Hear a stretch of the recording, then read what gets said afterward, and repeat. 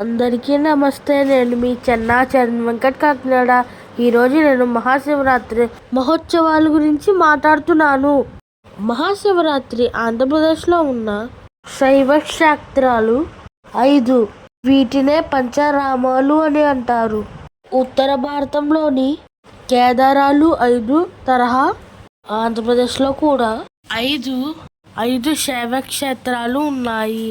కుమారస్వామి తారకాసురుడిని సంహరించినప్పుడు అతని గొంతులోని శివలింగం ముక్కలై 5 ప్రదేశాల్లో పడిందని, ఈ 5 క్షేత్రాలే పంచారామంగా వెలిశాయి అని ప్రసిద్ధి చెందాయని పురాణాలు చెబుతున్నాయి. క్రీస్తు శకం 14-15 శతాబ్దాలలో నాటి శ్రీనాథ కవి సార్వభౌముడు రచించిన భీమేశ్వర పురాణంలో ఈ పంచారామాలు ప్రస్తావన వచ్చింది. క్షీరసాగర మదనంలోని వెలువడిన అమృతాన్ని శ్రీ మహావిష్ణువు మోహిని రూపం ధరించి దేవతలకు రాక్షసులకు పంచిన సమయంలో పంపకములో తమకు అన్యాయం జరిగినది అని అసంతృప్తి వ్యక్తం చేసిన రాక్షసులు, త్రిపురాసురులు మొదలైన వారు దేవతలపైకి దండెత్తి వివిధ బాధలకు గురి చేసినప్పుడు వారు మహాదేవుణ్ణి శరణం వేడుకున్నారు. వారు దేవతల మొర ఆలకించి పరమశివుడు దేవతలపైన జాలిపడి తన పాశుపతంతో రాక్షసులను సంహరించడంతో పాటు వారి రాజ్యాలను బూడిద చేశారు. శివుని రుద్ర రూపమే త్రిపురాంతకుడిగా ప్రసిద్ధి చెందినది. దేవాసుర సంగ్రామంలో త్రిపురాసురులు అత్యంత నియమనిష్టలతో అర్చించిన భారీ శివలింగం మాత్రం చెక్కు చెదరలేదు. దీనినే మహాదేవుడు 5 ముక్కలుగా చేసి 5 క్షేత్రాలలో లింగ ప్రతిష్ఠ చేశారు. పంచారామాలలో 1వది ద్రాక్షారామం. కాకినాడ నగరానికి 30 కిలోమీటర్ల దూరంలో ఈ ద్రాక్షారామం ఉన్నది. దక్ష ప్రజాపతి ఇక్కడ యజ్ఞం చేశారు కనుక అది ద్రాక్షారామం అయింది. శివలింగ భాగం ఇక్కడే పడిందని తెలుసుకుని సప్తఋషులు భీమేశ్వర స్వామికి యజ్ఞం చెయ్యాలనుకున్నారు. 2వది కుమార భీమారామం. సామర్లకోట భీమేశ్వరుడు కొలువై ఉన్నాడు. బాల త్రిపుర సుందరి కొలువై ఉంటుంది. 3వది క్షీరారామం. పశ్చిమ గోదావరి జిల్లా పాలకొల్లు. క్షీరరామలింగేశ్వర స్వామి అమ్మవారు పార్వతీదేవి. శ్రీరాముడు త్రేతాయుగంలో దీనిని ప్రతిష్ఠించాడు అని అంటారు. 4 భీమారామం. పశ్చిమ గోదావరి జిల్లా భీమవరం. సోమేశ్వరుడు రాజరాజేశ్వరి అమ్మగారు కొలువై ఉంటారు. సోమేశ్వర జలాధర స్వామి అని కూడా పిలుస్తారు. క్షేత్ర పాలకుడు జలాధర స్వామి. 5వది అమరారామం.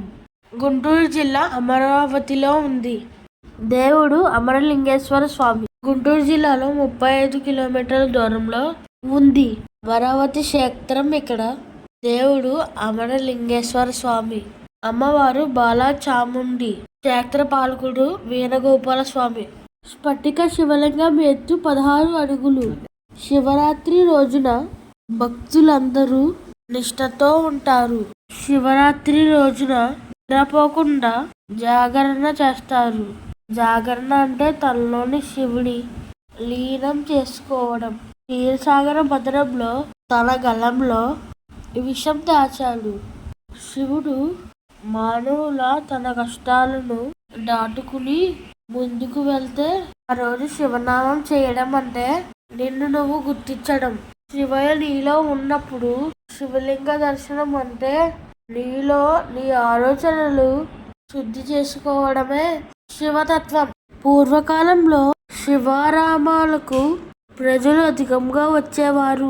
దూరంలో ఉన్న ఎడ్ల బండ్ల మీద శివరాత్రి జాగరణ కోసం భక్తులు వేలాది మంది వస్తారు. అక్కడ తీర్థం జరుగుతుంది. రంగుల రాట్నం, పిల్లలు ఆడుకునే బొమ్మలు, పిల్లలు తినే వస్తువులు, రకరకాల చిన్నపిల్లల బట్టలు, గాజులు మొదలైన వస్తువులు అమ్ముతారు. దానిలో భాగంగా పీచు మిఠాయి, బెల్లమును బాగా తీగ వచ్చేలా చేసి వచ్చిన తర్వాత వాటితో వాచీలు ఉంగరాలు పెట్టి వాళ్ళను సంతోషింపజేసేవారు. వాటిని తింటూ జీవితం అంతా తిరిగేవారు. ముఖ్యంగా జీడులు ఖర్జూరాలు అధికంగా అమ్ముతారు. తినుబండారాలు మిఠాయి కొట్టులు ఉంటాయి. చిన్నపిల్లల కళ్ళజోళ్ళు కూరలు అమ్ముతారు. వాటితో పిల్లలు సంతోషంగా ఎగురుతూ ఉంటారు. శివరాత్రి వచ్చిందంటే చాలు పిల్లలకు పెద్దలకు మహా పండుగ. చాలా ఉత్సాహంగా ఉంటారు. 2 రోజుల ముందే దూర ప్రాంతాల నుంచి గుర్రం బండ్ల మీద చెట్ల బండ్ల మీద సైకిళ్లపై జనం వచ్చేవారు. ఈ కారణంగా అక్కడే స్నానాలు చేసి వంటలు వండుకుని తినేవారు. ఆ రోజున మనసారా మహాదేవదేవుణ్ణి దర్శించుకుని సంతోషంగా గడుపుతారు. వరకు జన్మకో ఒక శివరాత్రి అనేవారు. శివరాత్రికి వెళ్ళడం అంత గొప్ప. జన్మ తెరిచిందని అర్థం. అప్పుడు రాత్రి అంతా జాగారం చేస్తారు. బ్రహ్మమురారి సురార్చితలింగం నిర్మల భాషిత శోభితలింగం జన్మజదుఃఖ వినాశకలింగం తత్ప్రణమామి సదాశివలింగం దేవముని ప్రవరార్చితలింగం కామదహన కరుణాకరలింగం రావణదర్ప వినాశకలింగం తత్ప్రణమామి సదాశివలింగం సర్వసుగంధసులేపితలింగం సర్వసుగంధసులేపితలింగం బుద్ధివివర్ధనకారణలింగం సిద్ధిసురాసురవందితలింగం తత్ప్రణమామి సదాశివలింగం